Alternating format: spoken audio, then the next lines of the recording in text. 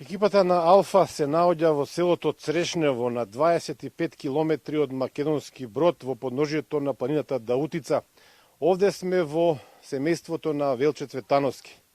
Човек кој што живее како самохран родител со своите 8 дечиња, за кои што се грижи со само 7.000 денари месечни примања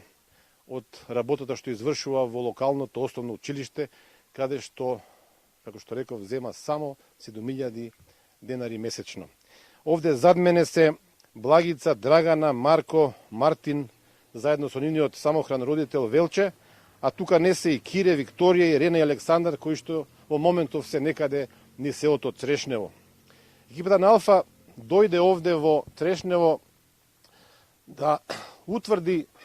што е проблемот што ова 9-члено семејство не успело да добие социјален стан од државата, иако согласно сите законски правила, нормативи, навреме аплицирало за да добие социјален стан. Ке се обидеме да откриеме зошто документите на Велче исчезнале мистериозно од Македонски Брод, од местото каде што наводно се испратени во Скопје во Министерството за труд политика.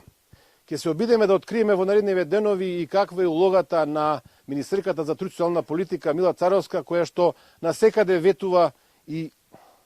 барем најавува дека животот дојде за сите во Македонија, но сепак очигледно е дека за овие 8 дечиња нивниот самохран родител животот се уште е многу далеко. Ова е наше јавување во кое што само ви најавуваме дека во утрешните изданија на вестите на Алфа ќе разговараме за приказната, за која што се уште не знаеме дали се работи за партиски реваншизам, дали се работи за политика, дали се работи за корупција на локално ниво или можеби за нешто трето. Остануваме овде да разговараме со 8 дечиња и самохраниот родител Велче Цветановски, за да можеме во текот на утрешните изданија на информативните изданија на Алфа да ви пренесеме што се случува овде во селото Црешнево, да повторам уште еднаш, на 25 километри од општина Македонски Брод во центарот на Македонија.